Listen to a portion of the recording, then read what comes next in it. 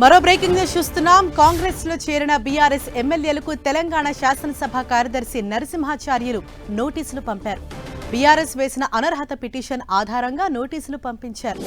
అయితే ఈ నోటీసులపై వివరణ ఇచ్చేందుకు సమయం కావాలని ఎమ్మెల్యేలు కోరారు.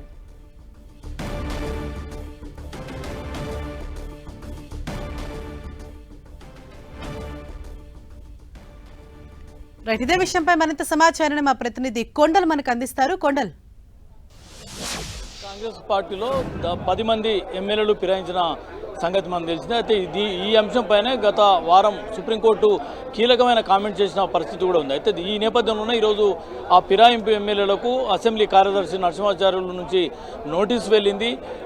ఎప్పటిలోగా దీనికి నోటీసుకు వివరణ ఇవ్వాలని చెప్పి అసెంబ్లీ సెక్రటరీ కోరిన పరిస్థితి ఉంది. సుప్రీంకోర్టు చేసిన వ్యాఖ్యల నేపథ్యంలోనే కొంత సీరియస్గా చేసిన వ్యాఖ్యలు మనం చూసాం. దానికి అనుగుణంగానే ఈరోజు అసెంబ్లీ కార్యదర్శి నుంచి నోటీసులు వెళ్ళాయి. వివరణ ఇవ్వాలి, మీ ఫిరాయింపులకు సంబంధించి వివరణ ఇవ్వాలని చెప్పి కోరిన పరిస్థితి ఉంది. అయితే స్పీకర్ను ఏదైతే సెక్రటరీ కార్యాలయం నుంచి వచ్చిన నోటీసులకు ఎమ్మెల్యేలు కొద్దిమంది స్పందించిన పరిస్థితి కూడా ఉంది. అంటే దీనిపైన మేము మరికొంత సమయం కావాలని కోరామని చెప్పి కూడా కొందరు ఎమ్మెల్యేలు చెప్పిన పరిస్థితి. మొత్తం చూసుకుంటే ఈ 10 మంది ఎమ్మెల్యేలకు నోటీసులు, అసెంబ్లీ కార్యదర్శి నోటీసులు వెళ్ళడం అన్నది ఇప్పుడు మరోసారి హాట్ టాపిక్గా మారింది.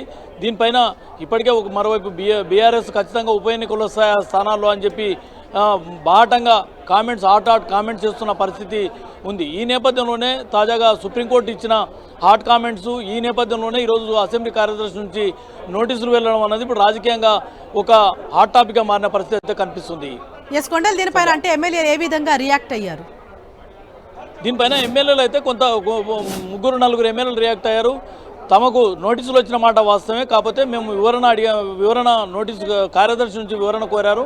ఆ వివరణకు మేము సమాధానం ఇస్తూ మాకు మరికొంత సమయం కావాలని చెప్పి కోరామని చెప్పిన పరిస్థితి. అయితే సమయం ఎప్పటిలోగా సమయం అని ఏమన్నా టైం బాండ్ ఏమన్నా అడిగారా, లేకపోతే మీరేమన్నా పెట్టారా అని చెప్పి కూడా ప్రస్తావించిన సమయంలో మేము టైం బాండ్ ఎక్కడలే, మాకు మరికొంత సమయం కావాలని మాత్రం మేము సెక్రటరీని కోరామని చెప్పిన పరిస్థితి ఉంది. మరికొంతమంది ఎమ్మెల్యేలకు ఇంకా నోటీసులు అందాల్సి ఉంది. మొత్తానికైతే 10 మంది ఎమ్మెల్యేలకు అయితే అసెంబ్లీ కార్యదర్శి నోటీసులు అయితే ఇష్యూ అయినవి. Sandhya. Right, thank you Kondal.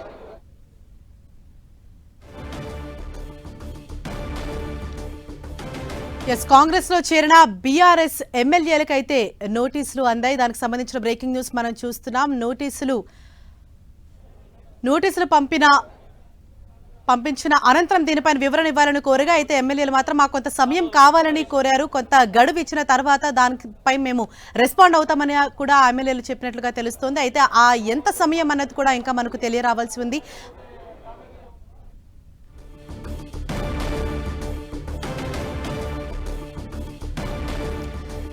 మరిన్ని అప్డేట్స్ తెలుసుకుందాం. మా ప్రతినిధి కొండల్ మనకు అందుబాటులో ఉన్నారు. కొండల్, ఏదైతే పార్టీ మారిన ఎమ్మెల్యేలకు సంబంధించి వారికి ఇప్పుడు నోటీసులు అందాయో, అంటే నోటీసులు ఇష్యూ చేసింది కూడా గవర్నమెంటే కాబట్టి, అంటే ఏ విధంగా చూడాలి, ఓవరాల్ గా ఎటువంటి చర్చ జరుగుతోంది పార్టీలో?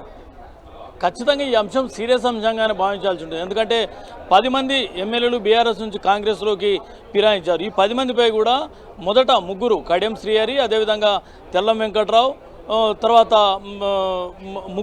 మొదటి 3 దానం నాగేందర్. ఈ 3 పైన సుప్రీంకోర్టుకు వెళ్ళిన పరిస్థితి ఉంది. మిగతా 7 పైన కూడా సుప్రీంకోర్టుకి వెళ్లేందుకు బీఆర్ఎస్ సిద్ధమవుతుంది. అయితే తాజాగా సుప్రీంకోర్టు సీరియస్ కామెంట్ చేసిన పరిస్థితి ఉంది.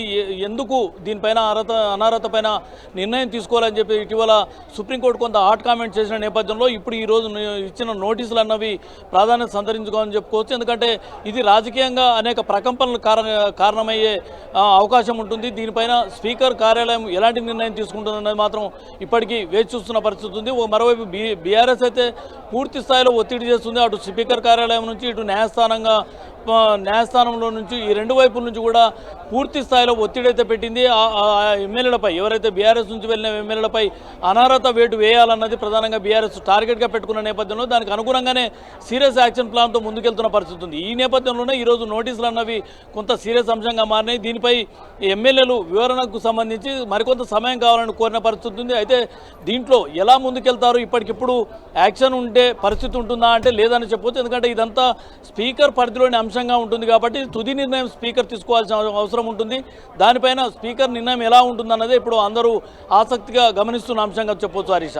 కొండలు ఖచ్చితంగా అంటే బీఆర్ఎస్ వేసిన అనర్హత పిటిషన్ పైన ఎమ్మెల్యేలకు ఏదైతే నోటీసులు అందాయో దీనిపై ఇప్పుడు బీఆర్ఎస్ పార్టీలో ఎటువంటి చర్చ జరుగుతోంది, ఏమంటున్నారు?